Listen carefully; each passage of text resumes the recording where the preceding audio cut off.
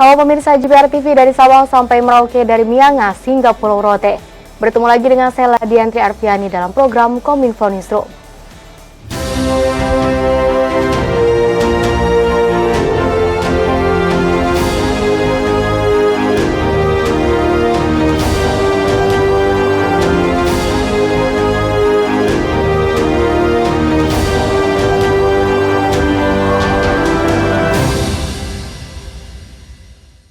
Mengawali informasi pertama pemirsa, Menteri Komunikasi dan Informatika Budi Aris Setiadi mengungkapkan pihaknya akan menindak secara tegas dalam memberantas konten judi online yang beredar di masyarakat. Upaya tersebut didukung dengan pemutusan akses dan men-takedown sebanyak 886.719 konten judi online sejak bulan Juli tahun 2018 hingga tanggal 7 Agustus 2023.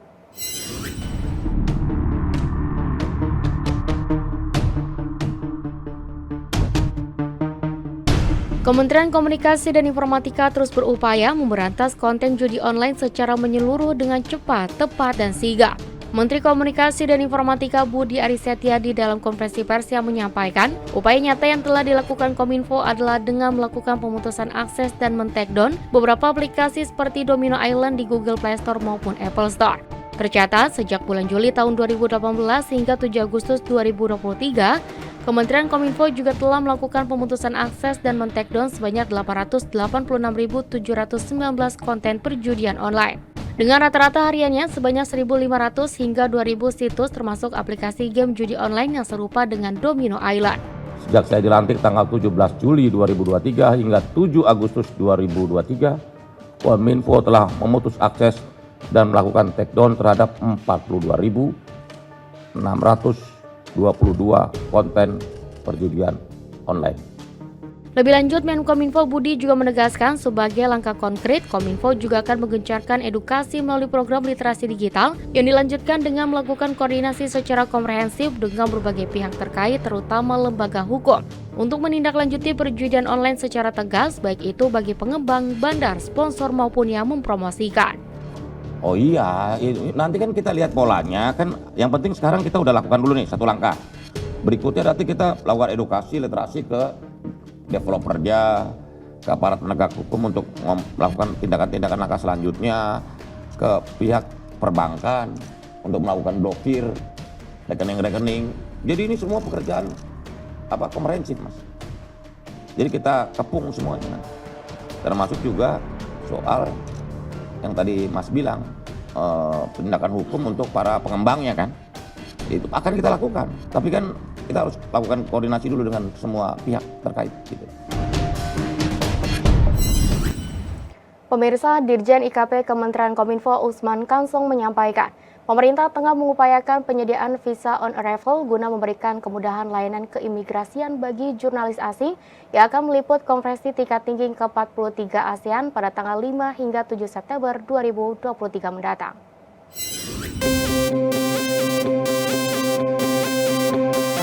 Dalam perhelatan konferensi tingkat tinggi ke-43 ASEAN yang digelar pada tanggal 5 hingga 7 September 2023 di Jakarta Convention Center, Jakarta Pusat, pemerintah terus memaksimalkan berbagai persiapan yang dilakukan, salah satunya dalam menyediakan akses peliputan bagi para jurnalis dari dalam maupun luar negeri. Direktur Jenderal Informasi dan Komunikasi Publik Kementerian Kominfo Usman Kansong mengungkapkan, pihaknya telah berkoordinasi dengan Kementerian Hukum dan HAM untuk mengupayakan dalam menyediakan fasilitas bebas visa kunjungan atau menggunakan visa on arrival bagi jurnalis asing yang akan meliput KTT ke-43 ASEAN. Ya, jadi untuk visa ya kami sudah berkoordinasi dengan imigrasi Kementerian Hukum dan HAM ya agar teman-teman bisa mudah mendapatkan visa.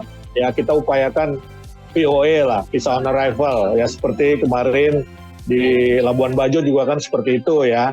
Lebih lanjut, Usman juga menyampaikan terkait akses transportasi menuju venue KTT ke-43 ASEAN, pemerintah juga nantinya akan menyediakan kendaraan dalam bentuk shuttle untuk memudahkan para jurnalis yang akan hadir saat perhelatan KTT ke-43 ASEAN mendatang. Tetapi yang jelas kami akan menyiapkan kendaraan shuttle ya dari tempat-tempat atau pintu-pintu masuk ke areal JCC, yaitu sudah kita koordinasikan kalau itu dengan Kementerian Perhubungan ya. Bahkan kita nanti akan koordinasi dengan Kementerian Perhubungan bila perlu ya, nanti dari bandara pun teman-teman itu akan ada kendaraan yang mengantar langsung ke tempat pengambilan bag.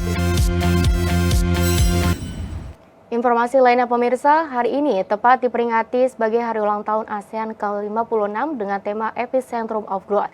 Presiden Joko Widodo menyerukan persatuan negara-negara ASEAN dalam menghadapi tantangan global dan mengajak untuk menyelesaikan konflik Myanmar.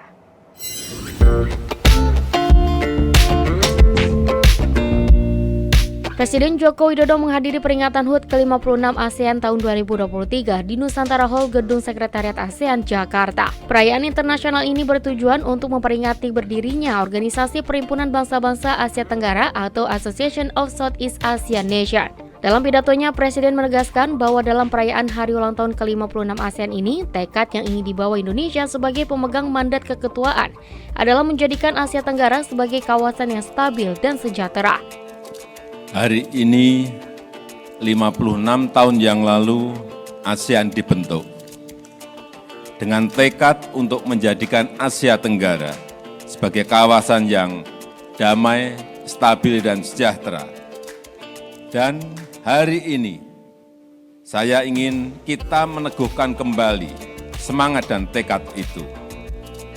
Memang tantangan dan dinamika global saat ini sangat tidak mudah. Ekonomi global belum sepenuhnya pulih, rivalitas semakin tajam, tapi saya yakin kita semua percaya ASEAN mampu, asalkan ASEAN bersatu. Presiden menyatakan ASEAN merupakan contoh keberagaman yang menjadi harmoni. Masyarakat ASEAN dinilai saling melengkapi dan menguatkan perbedaan yang ada. Presiden mengajak negara-negara di ASEAN untuk membantu menyelesaikan konflik yang ada di Myanmar, di mana menurutnya penyelesaian konflik tersebut merupakan tantangan tersendiri. Memang, kita sadari situasi di Myanmar saat ini masih penuh tantangan. Upaya ASEAN membantu Myanmar terus dilakukan melalui 5-point consensus. Namun, kita juga harus menyadari situasi ini hanya dapat diselesaikan jika ada kemauan politik dari seluruh pihak di Myanmar. Sebagai informasi, tahun 2023 adalah kali kelima Indonesia memegang keketuaan ASEAN. Sebelumnya, Indonesia pernah menjabat sebagai ketua ASEAN pada tahun 1976, 1996, 2003, dan 2011. Sebagai Ketua ASEAN 2023, Indonesia berkomitmen mengkokohkan persatuan melalui KTT ke-43 ASEAN, yakni pada tanggal 5 hingga 7 September 2023 di Jakarta. Pemirsa, Ketua DPR RI Puan Maharani menyerukan pesan solidaritas dan persatuan negara-negara Asia Tenggara dalam sidang umum ke-44 ASEAN Interparliamentary Assembly atau AIPA.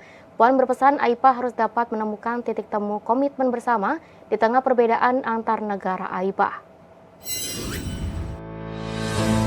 Ketua DPR RI sekaligus Presiden ASEAN Interparliamentary Assembly AIPA 2023, Puan Maharani memimpin sidang paripurna pertama AIPA ke-44 yang digelar di Jakarta. Sidang umum AIPA ke-44 merupakan salah satu puncak keketuaan DPR RI di AIPA.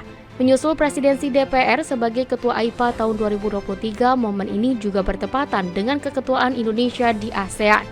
Dalam sambutannya, Puan menekankan pentingnya peran parlemen dalam memperkuat komitmen menghadapi berbagai krisis multidimensi, tantangan dan permasalahan global dan regional. Stabilitas merupakan prasyarat bagi pembangunan dan pertumbuhan ekonomi di Asia Tenggara. ASEAN yang damai, stabil, dan sejahtera akan berkontribusi bagi stabilitas dan pertumbuhan ekonomi global. Oleh karena itu, AIPA akan terus melanjutkan, memperkuat, dan mempertajam komitmen yang diperlukan untuk menjaga dan memastikan kawasan Asia Tenggara yang kondusif, damai, stabil, dan sejahtera. AIPA ke-44 ini diikuti oleh 9 negara delegasi yang terdiri dari 605 orang. Myanmar tidak hadir dalam AIPA kali ini. Selain itu, ada juga 18 negara observer dan tamu dan 10 organisasi internasional. Sidang umum ke-44 AIPA mulai dilaksanakan sejak 7 hingga 9 Agustus yang dihadiri oleh Ketua Parlemen dari 9 parlemen dari seluruh negara-negara anggota AIPA kecuali Myanmar. Turut hadir juga Brunei Darussalam, Kamboja, Laos, Malaysia, Filipina, Singapura, Thailand, dan Vietnam. Dalam sidang ini juga akan dilakukan sidang komisi antara lain Komisi Politik, Komisi Ekonomi, Komisi Sosial, Komisi Organisasi, Pertemuan Women Parliamentarians of AIPA atau WAIPA, dan Pertemuan Young Parliamentarians of AIPA dengan tema yang diusung DPR RI AIPA ke-44 yakni Responsive Parliaments for a Stable and Prosperous ASEAN. Puan pun berharap kerjasama antar parlemen-parlemen negara anggota ASEAN dapat membuka kesempatan dan membantu terwujudnya pertemuan AIPA yang produktif. Marilah kita bekerja sama menjaga Asia Tenggara yang kondusif untuk mewujudkan kehidupan masyarakatnya yang tentram, maju, dan sejahtera. ASEAN kuat karena bersatu, ASEAN bersatu karena kuat. One ASEAN family, together we are one. Pemirsa, usai jeda Kominfo Newsroom akan kembali dengan informasi lainnya sesaat lagi.